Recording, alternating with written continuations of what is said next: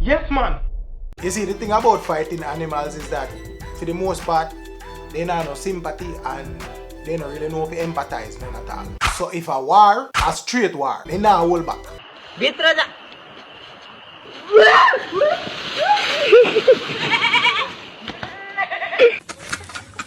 And if you don't notice, he tempt the rooster. The rooster did not offer the same courtesy. Full on assault mode, violence was immediately chosen. The question that don't ask good, violence was the answer. Boy chuck in a tree like monkey, he had no choice but to escape into nearby bushes. All the goat have to laugh. Pick your battles wisely. If you want to play with a rooster, let it be your own. That is it, people. Thank you for your videos and your video suggestions.